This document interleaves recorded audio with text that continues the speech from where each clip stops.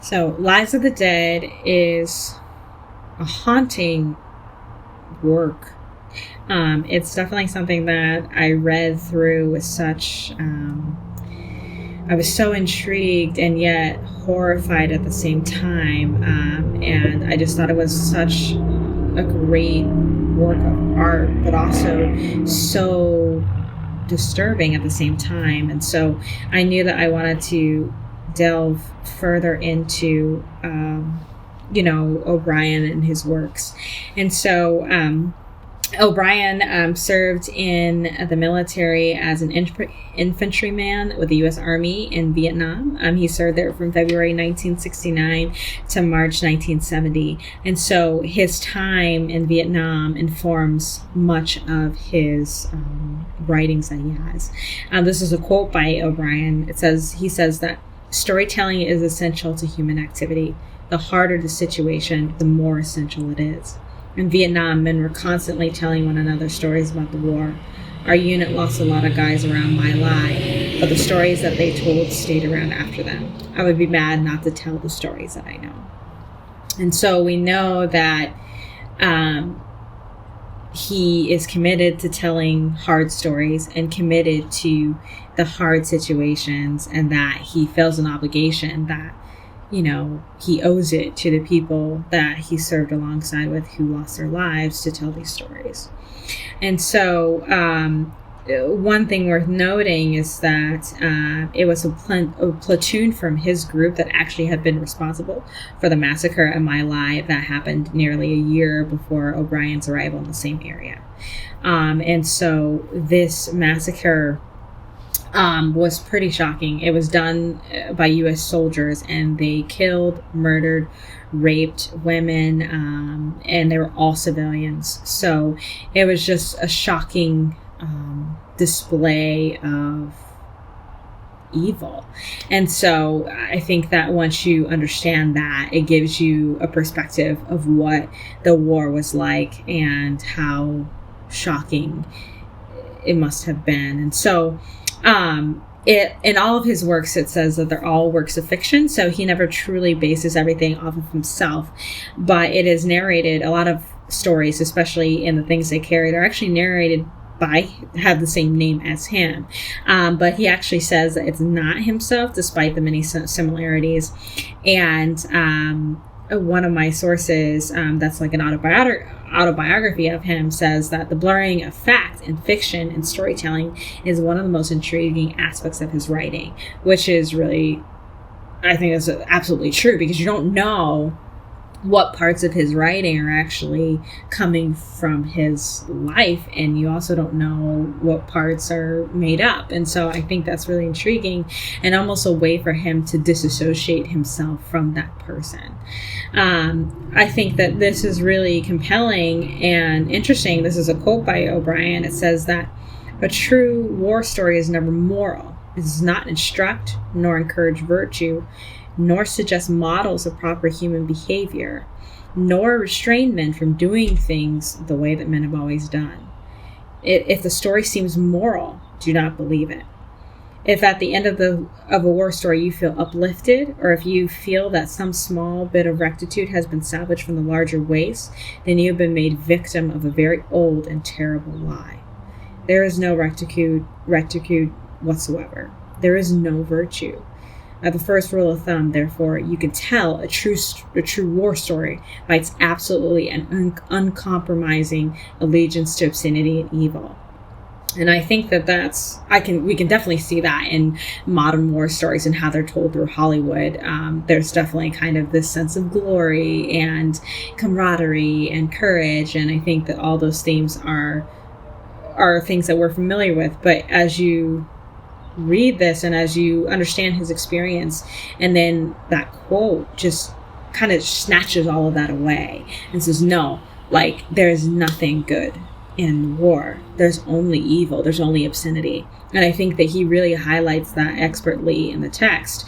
Even thinking about, from the beginning when they had the old man who's lost an arm and he's dead, and there's gnats and flies on his face, and they're taking him and they're propping him up and shaking his hand and kind of talking to him. It kind of seems like shocking to us as people who, I've never been in war. I don't know anything about that. So that's like, why are they doing that? And it's even shocking to the character as well. But that is, there's such a blurred line between what is right, and there is no right, there is no wrong. It's all obscene, it's all evil, and these people are caught in the sidelines of it, and it's just how they cope, how they operate. And so you see this and you're just like, how is this okay? But it's how they cope. And he repeatedly has a theme of how they tell stories to keep the dead alive, and that refers back to the first quote that he says, that it's essential that these stories are told because it helps preserve life and helps give them some humanity back. And so, there was quote where one of his friends died, and it said, "It wasn't the blood I hated, it was the deadness. We put his personal effects in a plastic bag and tied the bag to his arm. We stripped off the canteens and the ammo and all the heavy stuff and wrapped him up in his own poncho and carried him out to a dry paddy and laid him down." And this is someone that they worked with, someone that they, talked with on a regular. They accused him of taking tranquilizers and kind of fantasized that it was the tranquilizers and not the gun that actually took him out. And so you can see the sensitivity and the world that they live in, that it's harsh and that it's cruel, and that you never know when you're going to die. And so this is also another quote that I found to be particularly interesting, that kind of supports that. So in Vietnam too, we had ways of making the dead seem not quite so dead. Shaking hands, that was one way. By slighting death, by acting, we pretended it was not the terrible thing it was. It's easier to cope with a kicked bucket than a corpse. It isn't human. It doesn't matter much if it's dead. And so a VC nurse fried by napalm was a crispy critter. A Vietnamese baby which lay nearby was a roasted peanut. Just a crunchy munchy, Rat Kiley said as he stepped over the baby. And so there's such a loss of morality in that. Like, how could you see a baby and deduce it to just a peanut? How could you see a woman and just deduce her to just being a crispy critter? And it really highlights the fact that there is no morality in war. As he says, there's no virtue, that it's absolutely an uncompromising allegiance to obscenity and evil.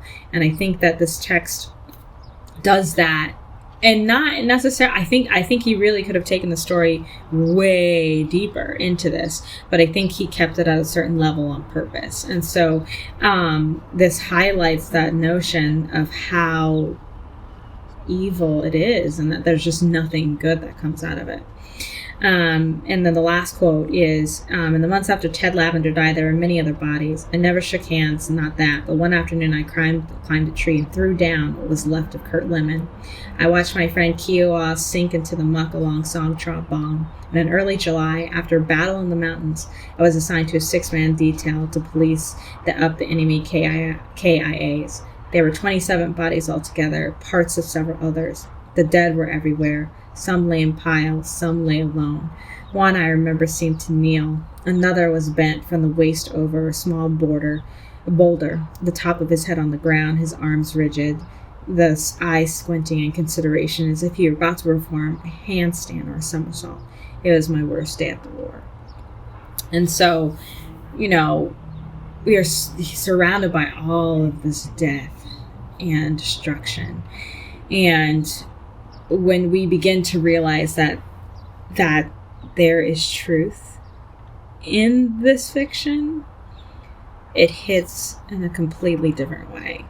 So when I first read the text, and you read it without any context, it's still deep, it still hurts, and it's still sickening. But once you read about Tim O'Brien's life and you listen to what he has to say and you put that in comparison with the text, it's